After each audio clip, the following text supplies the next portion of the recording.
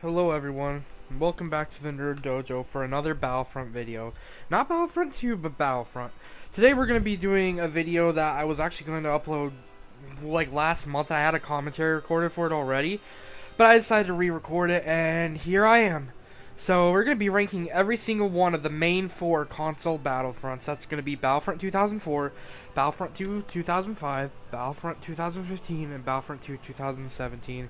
I'm going to be ranking all of them from what I personally think is not necessarily the worst of the best, because they're all really good, in my opinion, or they're all good at least, not really good. One of them is just kind of meh for me, but I'm just going to be ranking them from what I personally enjoy and like the most to the, least to the most.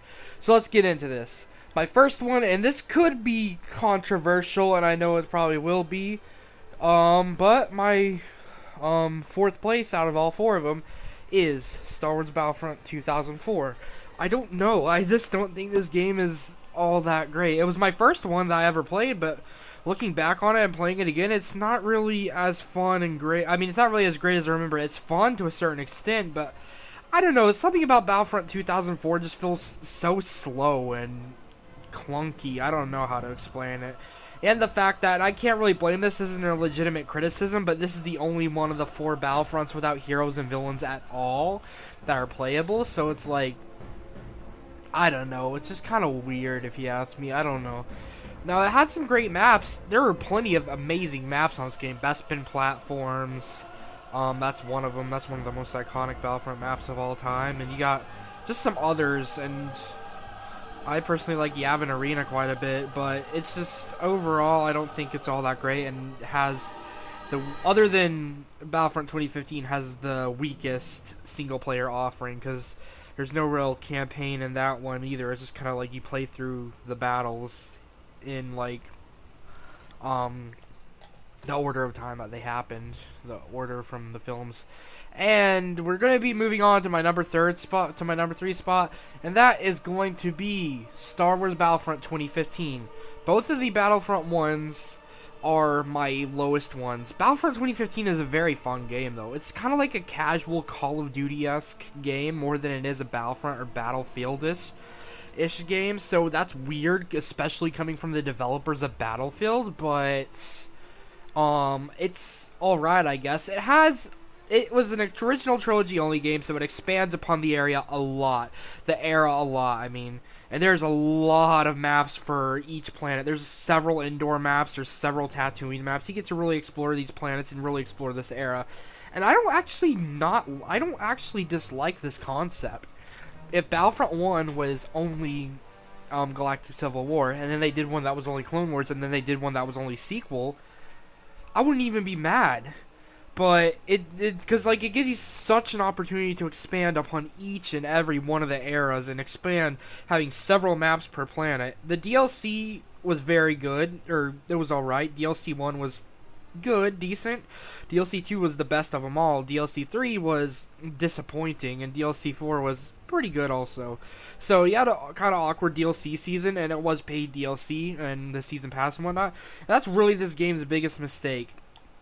You cannot play DLC maps anymore because the online servers are practically dead. No one's really playing it on those DLCs, and there's no way you can play it in Skirmish. Skirmish is great. It's just Skirmish is basically the instant action of this game, but they needed one more. Well, I don't know if they necessarily need more modes. Maybe like a blast mode in Heroes vs Villains, but just a couple more modes. And they also needed just the DLC maps in Skirmish, but they weren't. So what are we gonna do?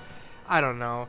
That's Battlefront 2015. It's a very fun game. I love it. It was great. First of this generation. It was great expansion upon the original trilogy, but it just wasn't the best, in my opinion. Heroes and Villains were possibly the best that they had been in that game, though.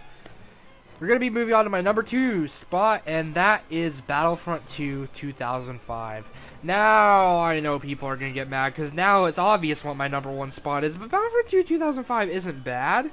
It's a very, very, very good game. My only problem with it is its single-player campaign once more.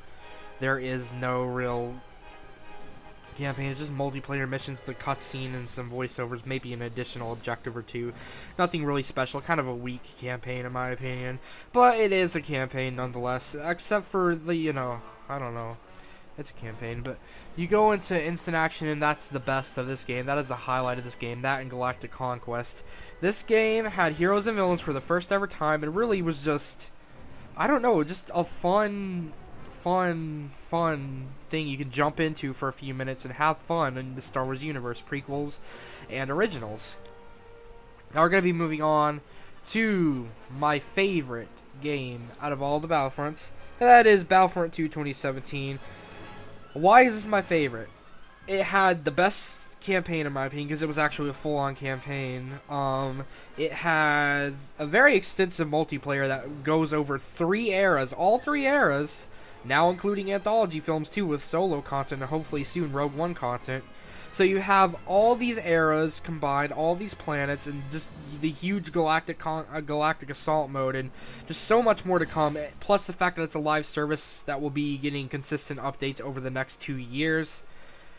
By the time it's done, this game will have a ton of content put into it, and I just personally have the most fun on it. I think it has the best gameplay. I think it has, well, some of the best gameplay. I don't know.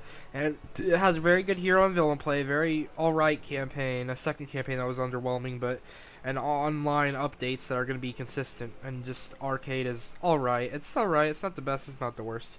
Battlefront 2017, Battlefront 2 2017 is a very big game, and it's very fun, and I cannot wait to see what the future of it holds. Until, and I hope you guys, I don't know if you guys agree with me, and yeah, we'll just see. Comment what your ranking is down below. And if you want to see more content like this, like and subscribe. I'll see you guys in the next one. Bye-bye.